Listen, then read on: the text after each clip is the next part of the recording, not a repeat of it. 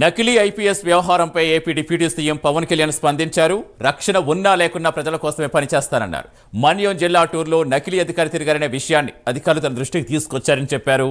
ఈ విషయాన్ని హోంశాఖ చూసుకుంటుందన్నారు.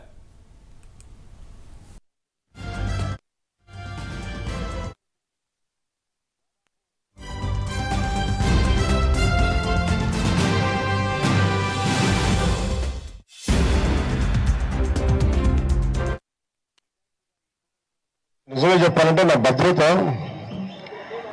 అంటే నాకు ఆశీర్వదిస్తుంది. రోజు పొద్దున నేను ఈ పర్యటనకు వస్తా ఉంటే నా దృష్టికి తీసుకొచ్చారు. ఒక ఐపీఎస్ అధికారి ముసుగులో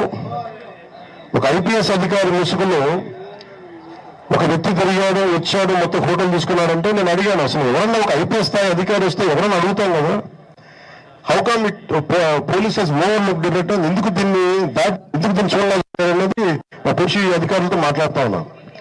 ఇది కేవలం నాకు పనిచేయడం తెలుసు, రాష్ట్ర పోలీస్ శాఖ బాధ్యత, ఇది ఇంటెలిజెన్స్ శాఖ బాధ్యత, హోంశాఖ బాధ్యత, అలాగే డీజీపీ గారి బాధ్యత. ఇది అధికారం ఉన్నా లేకపోయినా పనిచేస్తాం, ఈరోజు అధికారం ఉన్నా పనిచేస్తాం, రక్షణ ఉన్నా పనిచేస్తాం, రక్షణ లేకపోతే పనిచేస్తాం.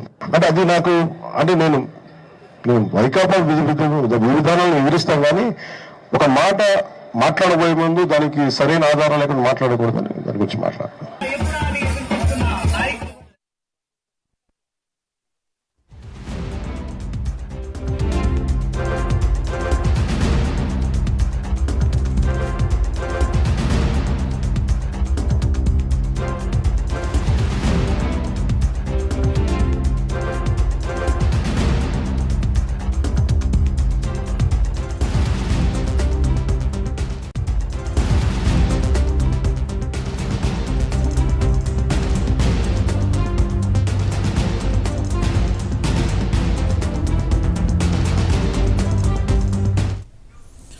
నకిలీ ఐపీఎస్ వ్యవహారంపై AP deputy CM Pawan Kalyan స్పందించారు. పూర్తి సమాచారం ఇచ్చేందుకు మా కరెస్పాండెంట్ హరిబాబు జరుగుతారు.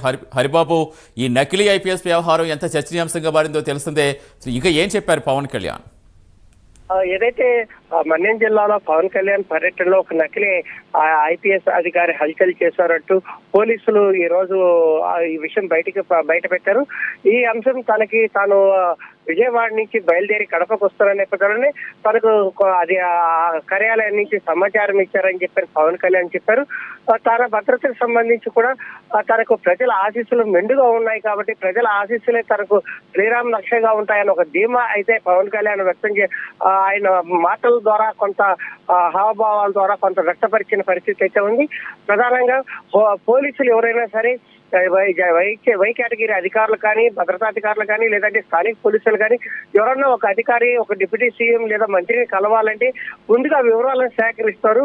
అలాంటి వివరాలు ఎందుకు అక్కడ ఉన్నటువంటి విధులు నిర్వహిస్తున్న పోలీసులు, అది ఎస్ఐలు కానీ, సిఐలు కానీ, డిఎస్పీలు కానీ ఎందుకు ఆ అధికారి వివరాలను సేకరించి క్రాస్ చెక్ చేసుకోకుండా అతన్ని తన పర్యటనలు అనుమతించారా అనేది అర్థం కాని పరిస్థితిగా ఉందని చెప్పని కూడా కొంత అయోమయం కూడుకుందని చెప్పని కూడా తాను కూడా దిగ్భ్రాంతికి గురయ్యారని కూడా పవన్ కళ్యాణ్ చెప్పారు.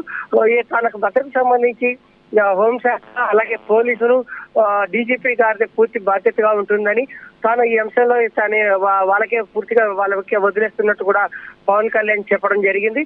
అయితే ఈ అంశానికి సంబంధించి ప్రజల్లో ఇప్పటికే వైసీపీకి సంబంధించినట్టు కొంతమంది అధికారుల ప్రేమించని ఈ నకిలీ పోలీసు మీతోటి పర్యటనలో హల్చల్ చేశాడన్న వాదన అయితే బలంగా వినిపిస్తోంది సార్.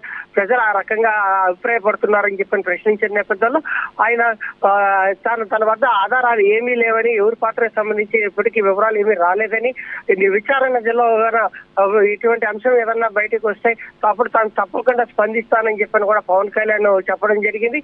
అయితే ఇప్పటికే పవన్ కళ్యాణ్ భద్రతకు సంబంధించి ప్రైమ్ లైన్ వరుసగా కథనాలను ప్రసారం చేస్తూ వస్తుంది.